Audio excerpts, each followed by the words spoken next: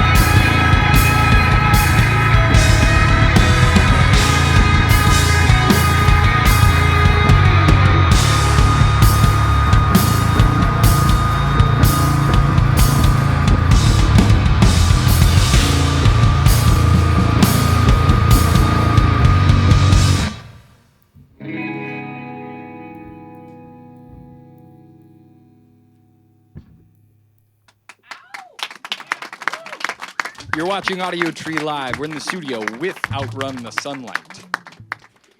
So when I was looking at some older interviews and just some other stuff you guys have written in the past, I stumbled upon this phrase of creating the sounds you want to hear, or that you've always focused on, like writing the music that you want to hear. And I'm curious how that currently manifests itself. I know that you've been like more recently interested in jazz, and that's like found its way into your music more recently. Yeah, if you could just speak to that at all. I don't know if I'd call myself a jazzman. No, just a Peterman, not a jazzman necessarily. Yeah.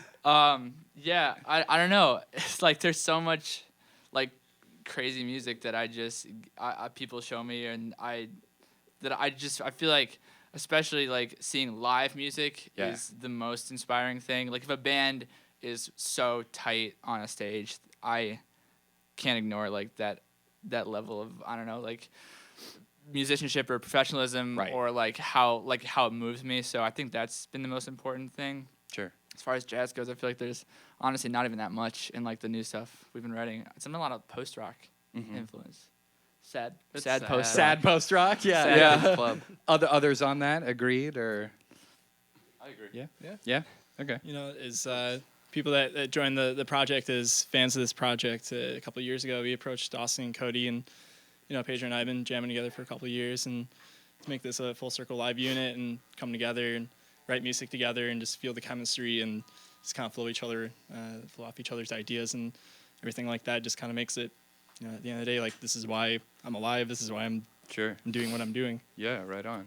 Do you find, Austin, that these that like your moods or your interests in music coincide in any way to your interest in your graphic life, like in the imagery of Outrun the Sunlight, but also in just your graphic design life in general? I think for a little bit there, I was completely obsessed with like the Fibonacci spiral. Yeah. But that doesn't find its way necessarily into all my graphic work.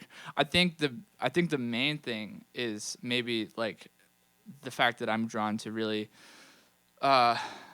straight line graphic design, boldness, and like a boldness mixed with like, I don't know, faded background images, or I don't know. It's almost like this idea of texturing, because there's so much going on in our tracks, especially like in the backing track that isn't necessarily, instruments. I mean, it's guitars and stuff like that, but it's all about creating an atmosphere, right. More so than being a whole instrument. I think graphically, like I do work to create an atmosphere. I think that's important, though, just in any art form, like trying to draw an audience in and making them sit with you and listen to what you have to say. Right.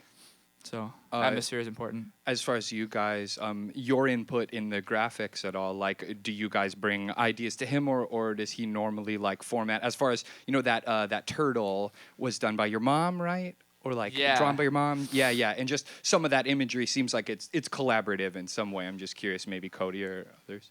Yes and no. Like, I mean, if we get ideas, he's more than happy to hear them. He'll do it for us. Sure. And then we kind of decide as a band, stuff like that. He's obviously way more talented with like the eye and everything like that when it comes to how we're doing it and stuff like that. So, like, we could be idea men, and he's the do it boy. I think more than ever though, this like next album will feel like the most collaborative thing. Okay. I mean, it is like the last album certainly was written before either Pedro or Connor had joined. It was sort of like them learning the music, and this time around, like when we do the next record, it's definitely going to be a 4-person input. Right.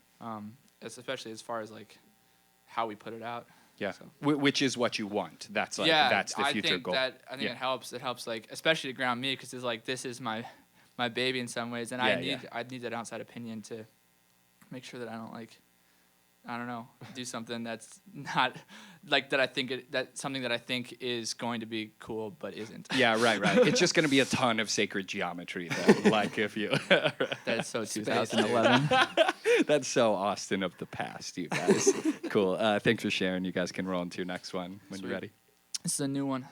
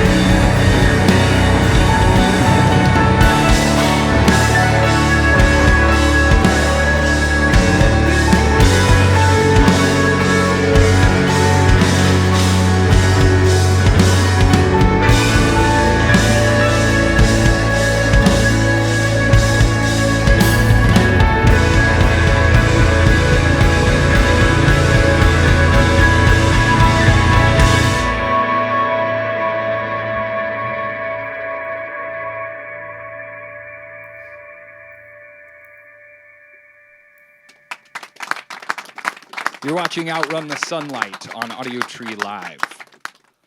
So I was interviewing a dude named Koji, and he referenced, Tom, that guy's named Cy Twombly, right? Cy Twombly. And he referenced this artist named Cy Twombly, who he describes as having a lot of musicality in his art. And I'm curious, I know that you guys, or you, Austin, have a vested interest in dance and like the movement of dance. I'm just curious what about that is so attractive to you in the way that it like connects to your music. Shout out to having a girlfidend who's a modern dancer. That, Andrea Wright, everybody. For sure. I don't know. It's actually something that growing up, my mom was interested in, and I don't know. I think it's interesting to pair dance with things that are sort of not necessarily danceable or have been danced before. Sure. And I think like working like with a choreographer like Andrea, you get to get an interpretation from somebody who's totally on the other side of the playing field that you are, and especially creatively. Or yeah, like you end up with a terms of collaboration that is totally something you could never thought of. I mean, I have my idea of like what I think like epic dancing would like look like, but sure. There'd be more fire, maybe. Maybe, yeah, a lot more like slow motion spinning. I don't know how that's physically possible, but sorry, where was I going with that? Yeah, I guess it breaks a mold a little bit. Sure. And it's fun. I don't know. I think dancing is really attractive, regardless, and that's I don't know. That's pretty much all I have to say about that. Yeah, for sure. Your guys' opinions, because you were in the room, you were a part of the process for specifically the Starts in the Ocean, right? Starts in the Ocean video, and I'm just curious what your thoughts were going into it. If you knew what the final product was going to look like, if you had thoughts about what they were going to do, stuff like that. I really had no idea. Okay. I mean, I'm not gonna just lie. threw you in. Going Play into guitar. Yeah, I'm kind of just like dancing, But Andrea and all the other dancers, they killed it. Yeah. Like as soon as I saw what they were doing when they were warming up, I was like, okay, this is perfect. Right on. Like I felt it. I mean, it works. Yeah, definitely. Yeah. Like she killed it. Agreed for Connor and Pedro, or other thoughts? It's like one of those moments where you go with Austin's logic and his vision and you trust that's gonna be good, because it always is. It's just Yeah. There's a lot of trust of that man. I'm glad. Well, I will say it's very new something experience, that but it's a lot of fun too. Sure. I think playing instrumental music and dance in general, I think that has a lot of parallels as far as there not being any lyrics.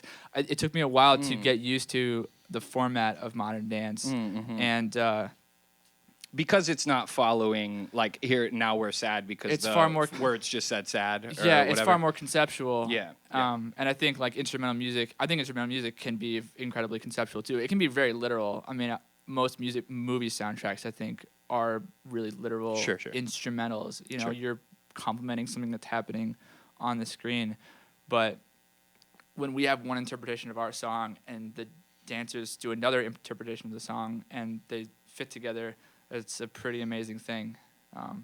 So yeah, definitely dance and instrumental music just had the absence of lyrics.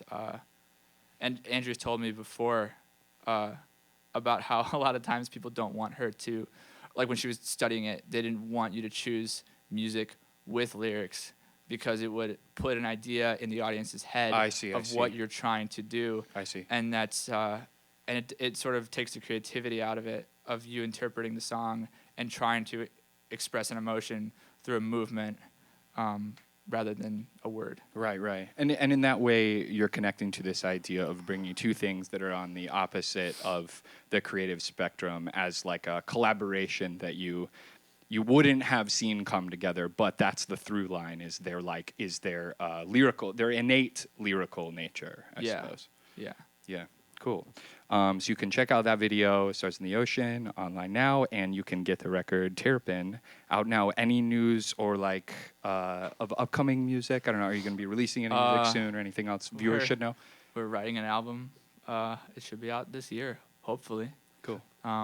It's playing shows around Chicago. We have a show tonight. Yeah. What's that?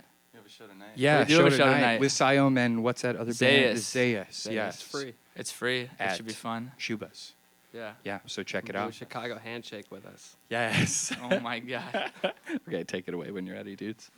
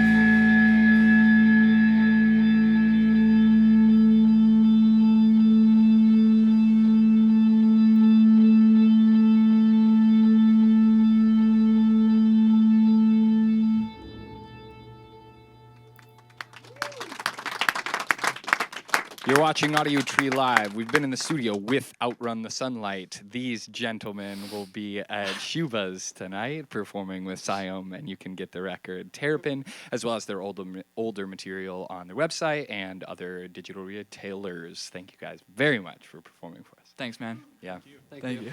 Thanks to awesome people in the studio and sound engineers for making it awesome. Thanks to the camera and lighting crew for making it look beautiful. And viewers, thanks for watching.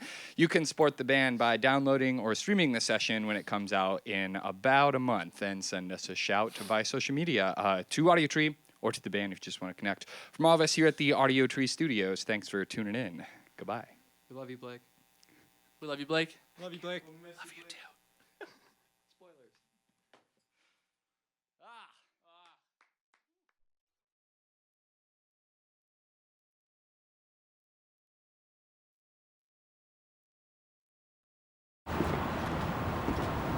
Yeah, now let's say rock and roll. Rock and roll. Ready to rock and roll today. I'm ready to rock and roll Hope you're watching. today.